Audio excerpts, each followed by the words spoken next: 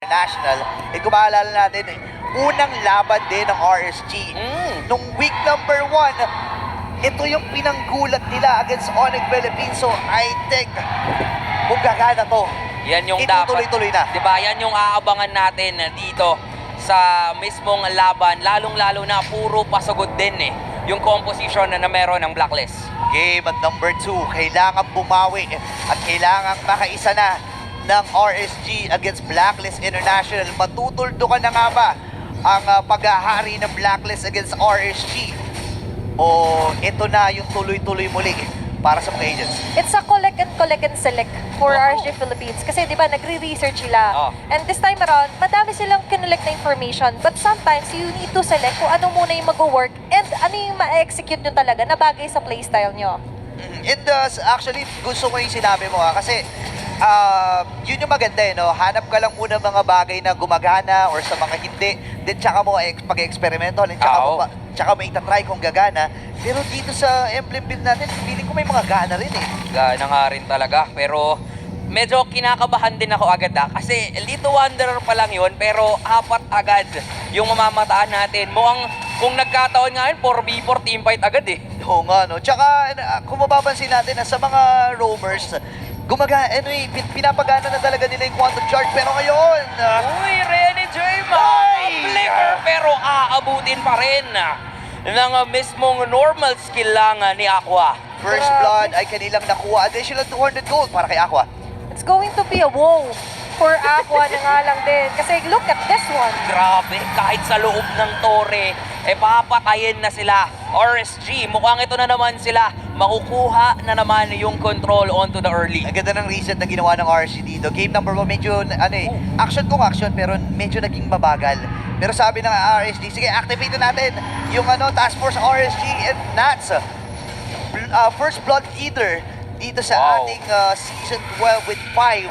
Edward naman ay 4 at Kyle TZ 4 din, pero RSG libreng kernel para sa kanila. Hindi makaka-contest ngayon ng Blacklist kasi namatay kanina si Renny J. So ang tinatry nila, pondohan yung kanilang gold lane. Unfortunately, ready din doon ng RSG. And speaking of pagiging ready, pati nga tong purple buff, ready lang din silang kunin. Level 3 pa lang ngayon si Edward. Belt zone connectan na rin naman. Mukhang si Irad, delikado yung buhay niya. Nakuha pa rin ba? At mukhang hindi, naagaw pala yun ng RSG. Dives in, Edward, delikado yung buhay niya ngayon. At nandun yung burst na magagaling kay Aqua. Nilunod niya ang mga miyembro ng Blacklist. Grabe, in-overload lang nila dito yung Blacklist International, leaving them no space for Renegade to push through sa kanyang plano. And mapapansin natin, even Edward wasn't ready for that kind of skirmish from RSG Philippines, knowing na nakikita nila nag-regenerate pa lang sila. Uy, pero hinatak dito Eman, ay i-burst na nga. Grabe nga naman. Ayun yung sinasabi natin na kapag may ultimate yung Kaja, combo nung carry, matik may mapipiko. Oo, talagang iaasahan natin yan. Pero Sensui versus Nat, ang sakit ng damage ni Nat! Grabe yung hapdi. Dito natin makikita kung bakit siya nagli-lead doon sa First Blood. Hindi nga lang to First Blood Kumbaga, alam lang kasi niya kung ano yung kaya niyang patayin Edward dito with the slash. Unfortunately, masyado ring makunat itong si Nats.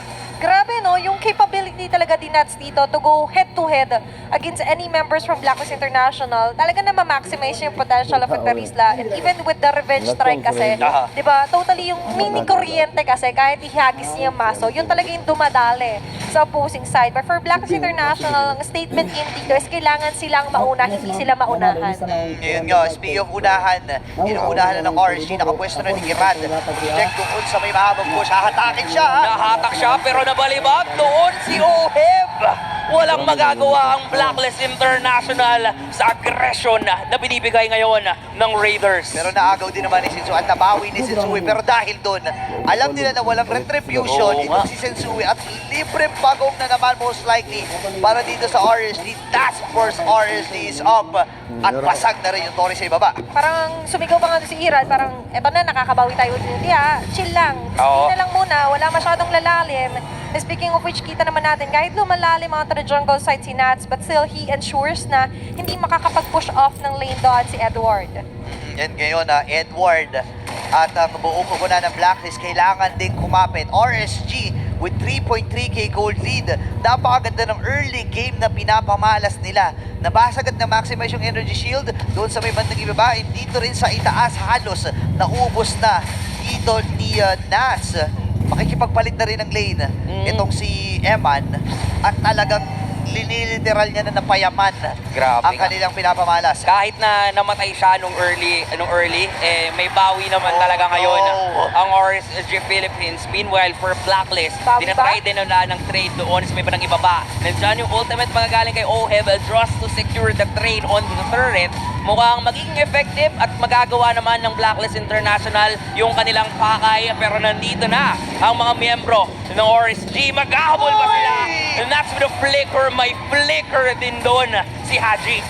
Medyo nakakagulat ang mga pangyayari dito dahil RSG Philippines ang mas aggressive against Blacklist International. We've seen their attempt doon sa may bandang top, but the problem with that is, ready rin kasi dito yung mga Mystic Injunction and Mystic Projectile kasi ni Aqua, which is a really great deal for RSG Philippines kasi aside na nga lang din doon sa matuturing natin mini-stun, is meron din kasi silang instant burst. Naka-Impure pa dito si Aqua, as well as si Eman ngayon, payaman pa rin siya, wala pa masyado nakaka-stop from him from Yun Blacklist. nga eh. Actually, nabanggit mo si Aqua, no? Kasi nung interview, sabi ni Haji, yung yung gourd, pamalit daw sa Eve kasi mas mabilis yung cooldown. Yes. May slow, pero mamaya na yan! Ay, grabe nga naman yung full barrage. Full double kill din ang masesecure ng RSG. Haji! At mukhang hindi nga lang ganun ang gusto pa nilang kunin. Tinatry pa nila, pero alam ng Blacklist, hindi nila kayang pumalag as of now. And RSG, napakalupit ng early domination na ginagawa nila. Yeah, pero going back doon sa gusto ko sabihin, no, ito kasing gourd, if ginagawang pamalit sa Eve, di ba? Medyo matagal ang ultimate ng Eve and Aqua, kaya niya kagad tumunaw, or ng gourd, kaya Oo. kagad tumunaw, plus the slow na nanggagaling doon sa mga projectile na meron siya.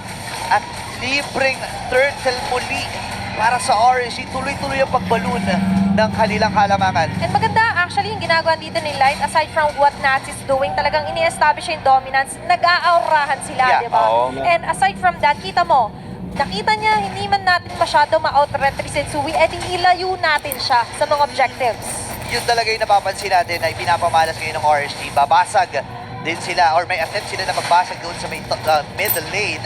Buti na lang ay naprotektahan pa ng Blacklist International. Pero kung sila gagawin Nagtatago naghahanap na magiging target. Pero nakatulog kasi si Oheb. Oo.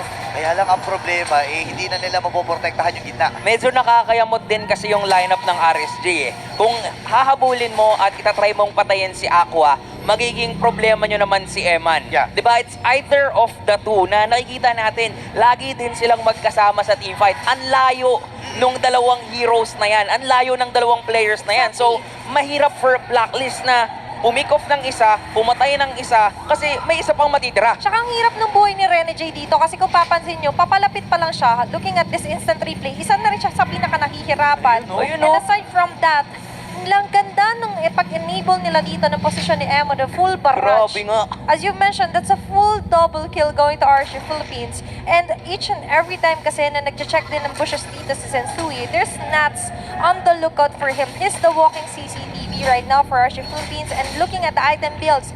Kaya rin naman pala ganun yung epekto ni Aqua. That's a nice spin one and glowing one on his arsenals. Yan, napakabilis mag-clear din kasi ng isang gourd. So, ngayon gumagana ang hero na to, no, against Blacklist International. And for sure, meron dyan sa English desk na masayang-masaya at ngumingiti. Meron.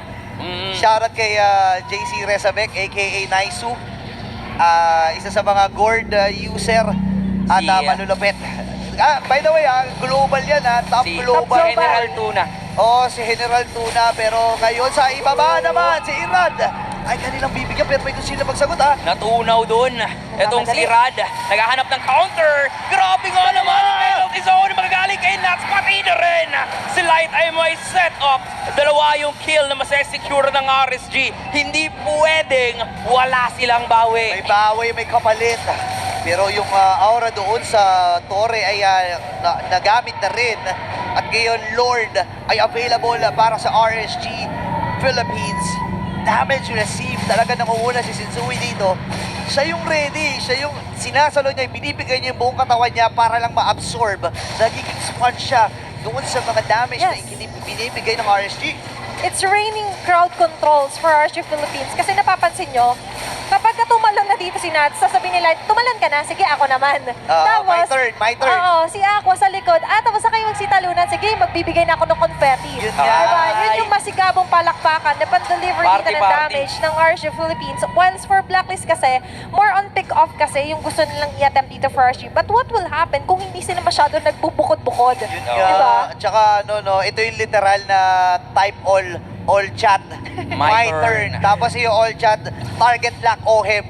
Oo. Yun yung ginagawa dito ngayon ng RSG, no? Pero 2 beses pa lang naman namamatay itong si OHEB. Si Edward kasi, alam niya yung role niya eh. Kailangan kong makaset up, kailangan kong mag-absorb din ng damage in a way. Pero kasi alam natin eh, yung nature ng hero na to, hindi naman super tigas, di ba? Malambot din itong isang Arlot na umaasa rin sa mga regeneration na kukuha niya kada skills na meron siya. Tsaka yung setup talaga kailangan yun. Ang kaso nga lang, masyadong malayo. Masyadong nandun sa likod yung mga dapat niyang set-upan. Yeah. Papalapit pa lang siya yung buhay niya, unti-unti nang natutunaw. So, this is definitely a problem for Blacklist International. Yeah. Pero kasi nakita na natin to, gumamit na sila ng carry kanina, kaya okay lang naman din yata. Pero yung full Sumi, barrage, ilalak yun agad. Dives in mula kay Nats, makasecure ng 2 mula sa penalty zone. At nandun si Light. Sabi sa inyo, kung tumalon ka na, ako naman ang tatalon ngayon at mukhang RSG. Gusto nilang bumawi at patagalin ang serye Raiders, forcing a game number 3. What a game number 2 para sa kupunan ng mga Raiders, and this winning moment is brought to you by our official sponsor, FWD Life Insurance.